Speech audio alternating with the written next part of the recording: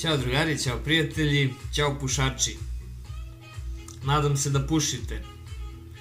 I treba da pušite zato što uz ovaj video bi trebalo da zapalite cigaru ako ne pušite. Zato što je važno da je pušite dok slušate video, objasnit ću vam na kraju zašto.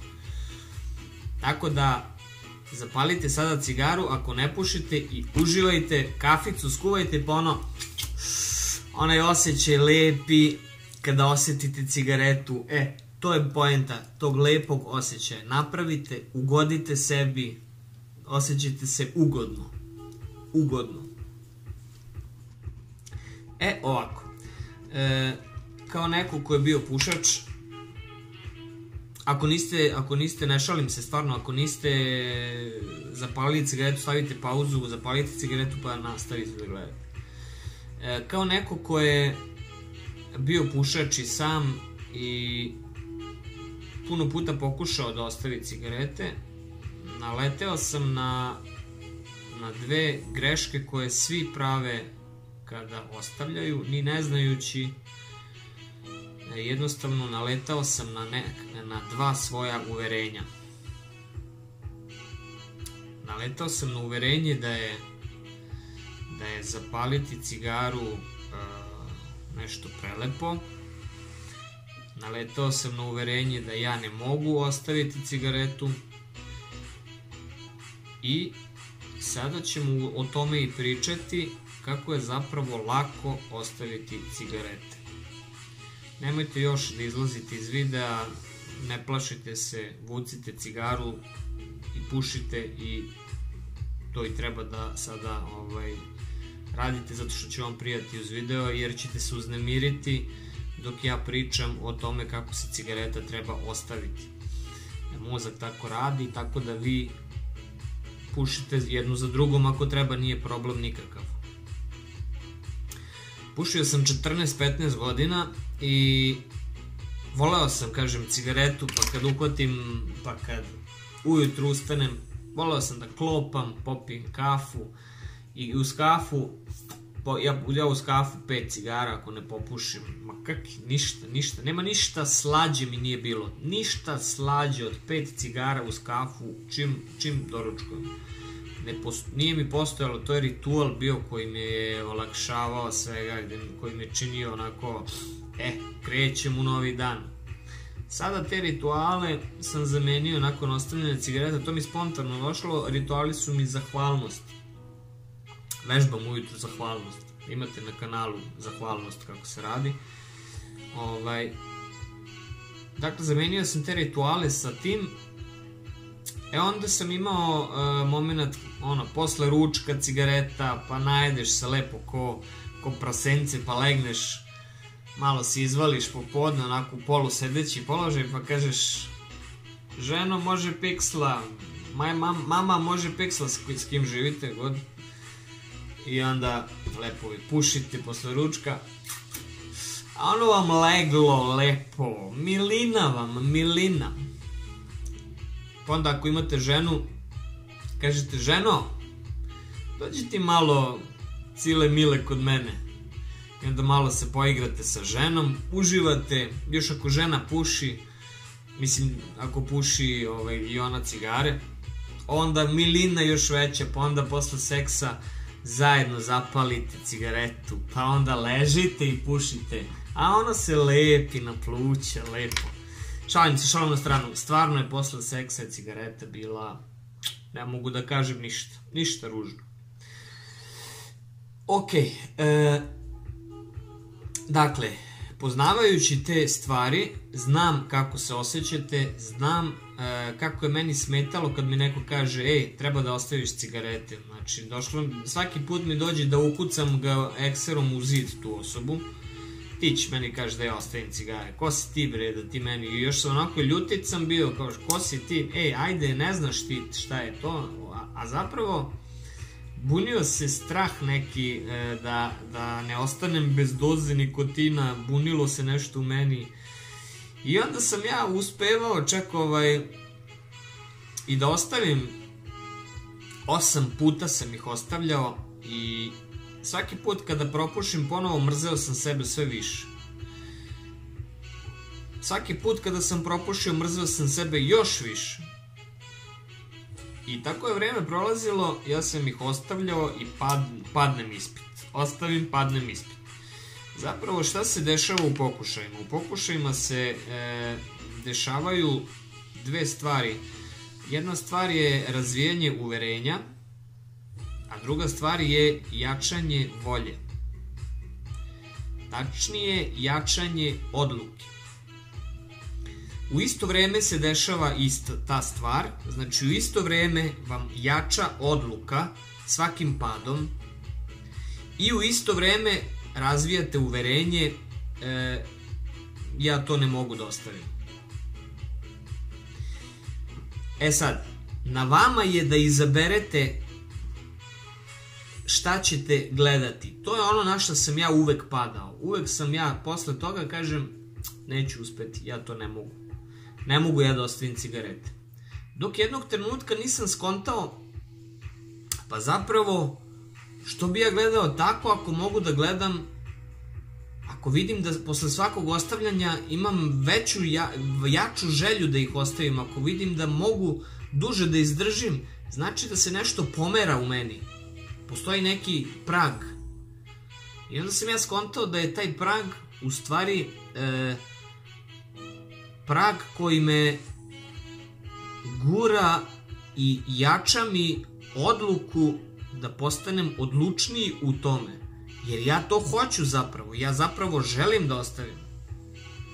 E sad, postoji i oni ljudi postoje koji kažu ne, ja ne želim, ja volim cigaretu. Sa njima ne vredi jednostavno pričati zato što oni imaju uverenje da oni vole cigaretu i to je sasvim okej. Kažem, ima cigareta i lepe stvari. Ali takva osoba neće gledati video kako da ostavim cigarete.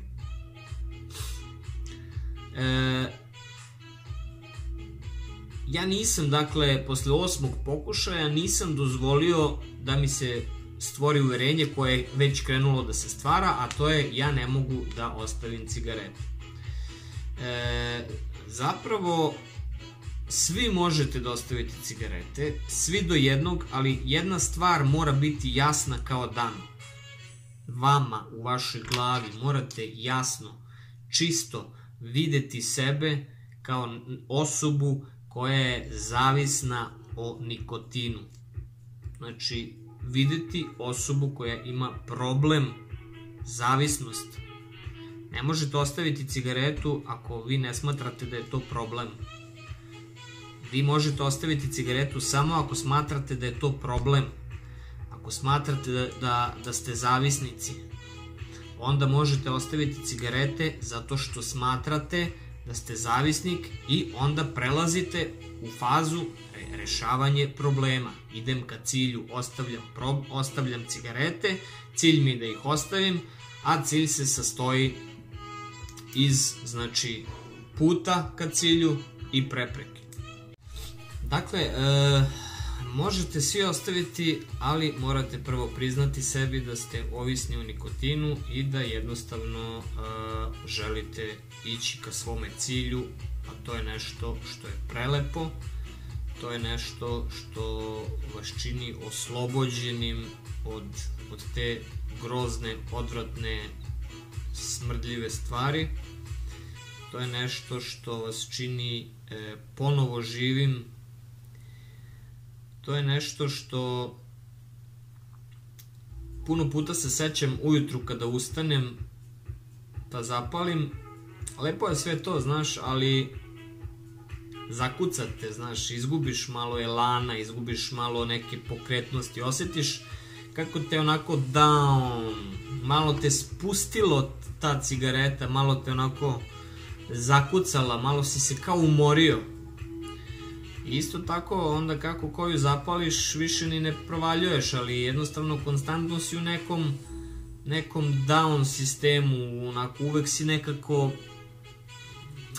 beživotan si sam sebi, nemaš ono da malo, da mu ga daš, nema brzine, nemaš snage nekako da se trgneš, da ne pričam o mozgu, kako utiče na mozak. Znači, ajde pođemo od ljudi koji imaju anksioznost. To su zagarantovana preskakanja srca, to je zagarantovan osjećaj gušenja, to je zagarantovano hladne ruke i noge,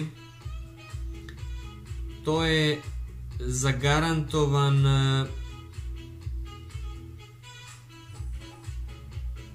osjećaj da ste nervozni, napeti, da ste konstantno u nekom grču, da ste u tenziji, daj samo da zapalim, pa vučete ko sionja, ono pola izgori. Puno utiče na psihu, zapravo utiče na taj način da kada mi izvučemo našu cigaretu, mi smo tada ok, dobro smo, ali međutim kada dođe do trenutka kada nikotin krene da napušta krvotok, onda dolazi zapravo do spazma u telu, tačnije organizam trpi stres koji vi ne vidite niti osetite.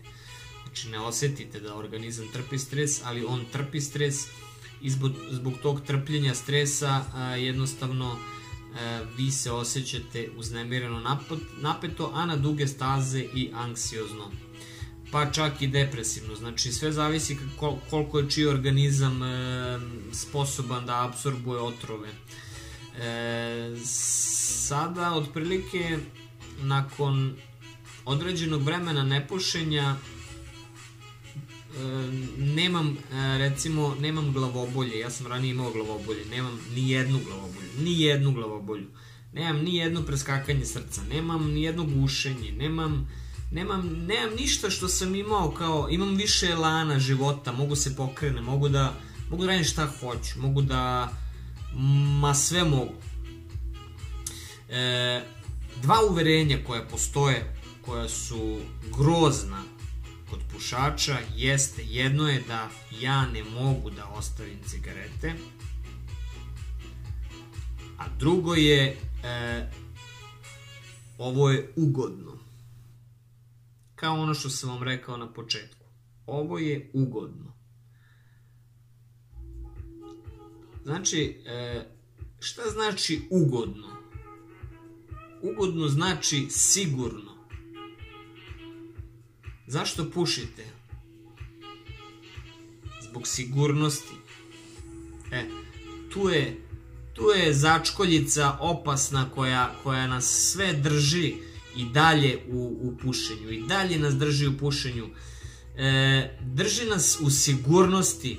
Zapravo mi nikako da prihvatimo, nikako da sazri naša odluka da ostavljamo cigarete, nikako da kažemo stop, dosta, ne plašim se, hrabar sam i stavimo tačku na hrabar sam. I kažemo, lako je ostaviti cigarete. I samo je poenta u tom uverenju. Znači, vi ste sebe uverili. Sklop misli kojih je mnogo, sklop situacija, sklop ponavljanja svega toga istog stvori jedno uverenje, a to uverenje zapravo ste kreirali vi i rekli ste ovo je ugodno. Zapravo, sedeli ste negde u društvu gde vam je bilo možda malo neprijatno, pa ste zapalili. Imali ste, inače dokazano, evo ja držim olovku, dokazano je da jednostavno, evo poruka, ćao Sandra, dokazano je da čovek kada uhvati olovku i vrti ili cigaretu ili bilo šta, da je sigurniji. Vidjet ćete govornike po binama koji su poznati motivacioni govornici, drže nešto u ruci nekada, vrte nešto, okreću nešto i to je osjećaj sigurnosti. Dakle, vi ne pušite zato što je to vama lepo, vi pušite zato što se osjećate uplašeno, uskraćeno imate uverenje da vi ne možete ostaviti i imate uverenje da je to ugodno. Dokazat ću vam da to nije ugodno. Dokazat ću vam da to nikako nije ugodno i reći ću vam da osoba koja puši smrdi jako iz usta meni ko ne puši. Reći ću vam da osoba koja puši, da joj jako smrde ruke, kod osobe koja puši u stanu je jako smrdljivo, zidovi su žuti, zavese mirišu na nikotin. Kod ljudi koji puše, odeća miriše na nikotin. Kod ljudi koji puše, brada i brkovi su požuteli. Ljudi koji puše s namerom uništavaju sebe. Ljudi koji puše sa namerom idu protiv sebe. Ljudi koji puše ne vole sebe. Ne vole sebe. Onog trenutka kada sam zavoleo sebe, tog trenutka mi je ojačala i odluka. I shvatio sam da ja mogu ostaviti cigarete. Shvatio sam da je lako ostaviti cigarete. I shvatio sam da je to ugodan osjećaj biti bez cigarete. Kako raditi na tome? Pa jednostavno ostavljati. Nema veze, padneš, propušiš. Nema veze, ne opterećuj se, nemoj striktno kao, sad ne pušim i kao, frka. Mozak će sam da vam napravi takvu frku posle 10 sati nepušenja da ćete da vrištite na sve prolaznike na ulici samo da biste zapalili. Znači, potući ćete se ispred ulice na kapiji samo da bi našao mozak razlog da se trese, da kaže daj mi cigaru. Toliko do te mere ide ta cigara da je to prosto neverovatno. Znači, neverovatno šta ona radi. Ja sam umeo bukvalno da se posvađam na krv i nož sa ljudima, da odem od kuće, da me nema zbog tih 8 pokušaja kojih sam, kada sam ostavljao cigarete, znači, to je toliko odvratno. Ja mrzim ljude, neću pričam ni sa kim. Dođe mi da porazbijam sve po kući. To je ono, da li je moguće, da li je ovo moguće, ali fora je što u tom trenutku ja ne znam da je to zbog cigarete. Ja sam tad ubeđen da je eto tako, nešto sam nervozan. Na kraj pameti da ja kad propušim sve volim. I onda kada prođe ta euforija kad sam propušio, onda se spucam i kažem sebi, majmune jedan, opet si propušio. Znači, ti baš voliš sebe. Baš voliš da ti dim i katran plutaju po telu. Baš voliš krvni sudovi da ti se krkaju sa katranom, da se sužavaju, da postaju tvrđi. Baš voliš to, da. I onda tako malo po malo rešio sam da ostanem istrajan i da nastavim ka svom cilju, a to je da ostavim cigarete. I svaki put je postajalo sve nekako duže trajalo, dok jednostavno jednog trenutka odluka nije sazrela i tada kada sam zadnji put ostavio cigarete, ja sam tada znao da je to zauvek. Kada spomenemo i kažemo ostaviti cigarete zauvek, to bukvalno budi želju za još jednom cigaretom. Zato zapalite ako pušite još jednu cigaretu. I jednostavno ponovo pokušavati je zapravo kretati se ka svom cilju, jer zapravo uspeh je uvek krivulja koja ide gore, pa imate pad. Pa ide gore, pa imate pad. Pa ide gore, pa imate pad. Ali taj pad nikad ne pada kao što je prethodni pad bio. Uvek ostaje nekako malo za nijansu više. Zapravo, sazrela je emocija, sazrela je odluka. Tako da, budite uporni. Pogledajte Walt Disneya koji je iz 130 i nekog puta dobio kredit da napravi Disneyland. Inače, niko nije hteo da mu odobri taj novac, a on je uporno pokušavao i dalje, i tražio. I eto, 138. banka mu je odobrila kredit da napravi Disneyland. Dakle, nemojte da posustajete i jako je važno, upišite na zidu negde, da je cigareta sastavljena iz dva uverenja. Jedno uverenje je da je vama ugodno, a to ugodno znači sigurno, to sigurno znači strah, to strah znači da je ne možemo, znači ja ne mogu ostaviti. Napravite afirmaciju u kontru toga, napravite lako je ostaviti cigarete. I kada znate da je lako, stavite, zalepite negde na zid i držite se toga kao ludak, one plute. Znači, toga se držite, neka vrišti sve u vama, neka umre ta zver koja želi tu cigaretu. Ne želite je vi jer vi želite da je ostavite. Neka umre ta zverina koja hoće cigaretu. Ne treba vam bre cigareta, cigareta je smrad, cigareta je smrt, cigareta je govno, cigareta je odvratno govno.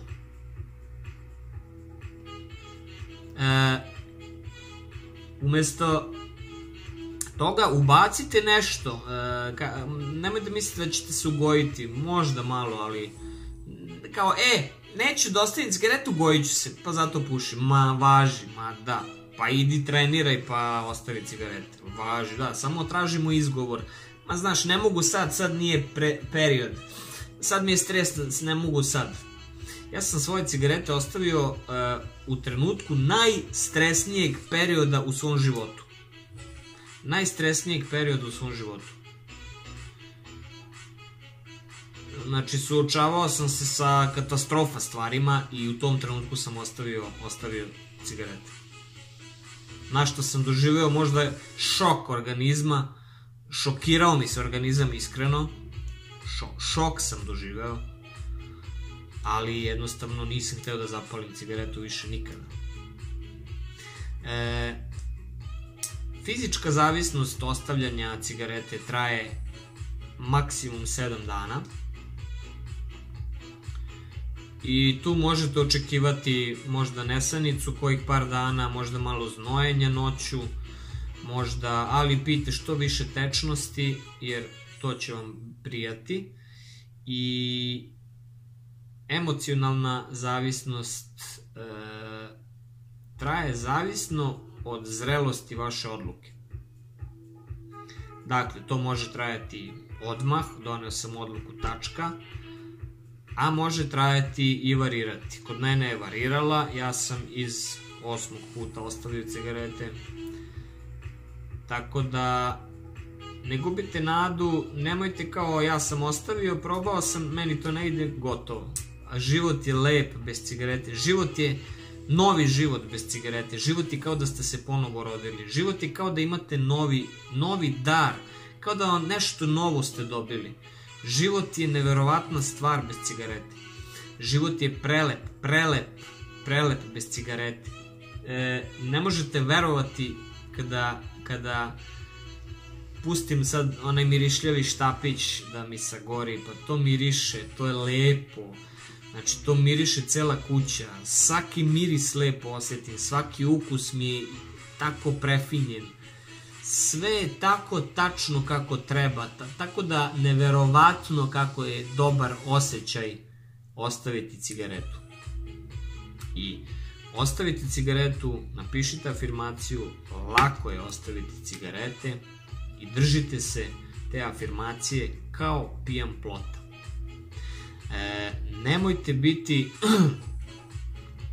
Nemojte biti mazohisti, mučiti se, nemojte se ubijati jer ste izgubili snagu i motivaciju. Ne, ok, propušili ste, idemo opet, ajmo opet. Lomit ćete se jedno vreme, ali to je igra. Lomite se sa samim sobom, to je igra. A da ne pričam o psihičkim blagodetima koje dobijate kada ostavite cigaretu. Snagu, hrabrost, moć, mogućnost. Savršeno. Zato uopšte ne razmišljajte da li je vreme ili nije, uvek je vreme, baš sad. I nemojte sad kao, sad ovo, ugasio sam, odlučio sam. Ne. Pušite, ali kažem, ne odustajte. Važi drugari, to je to u ovom videu. Nadam se da vam je značilo moje iskustvo i moje dve upletene stvari gde sam se pecao kada sam ostavljao. Nadam se da se vi nećete pecati na istim stvarima. Budite dobro, radite na sebi i uživajte u životu bez duvanskog dima. Ćao se.